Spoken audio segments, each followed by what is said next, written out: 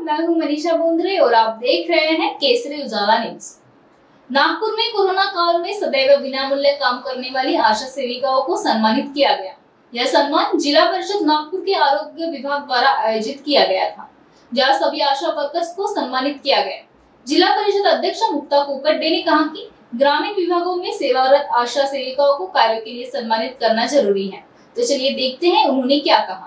नागपूर जिल्ह्यामध्ये ग्रामीण भागात गावामध्ये रबरब दिवस रात्र कमी मानधनामध्ये ज्या आशा वर्कर काम करत असतात, आशा वर्कर्स आरोग्य सेवा देत असतात, कोरोनाच्या महामारीमध्ये त्यांनी जीवाची पर्वा न करता, मानधनाची पर्वा न करता अशी एक चांगली आरोग्य सेवा दिली।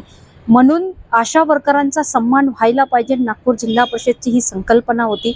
आणि नागपूर जिल्हा परिषद आरोग्य विभाग आणि जिल्हा परिषदच्या शेष फंड अंतर्गत जिल्ह्याच्या नागपूर जिल्ह्यातच नाही तर संपूर्ण महाराष्ट्रामध्ये जिल्हास्तरीय आशा वर्करांचा हा सन्मान मेळावा, हा कार्यक्रम आज सुरेश भट सभागृहामध्ये 6 ऑगस्टला जिल्हा परिषदच्या माध्यमातून आम्ही आयोजित केलेला आहे। आणि हा कार्यक्रम आता संपन्न झालेला आहे।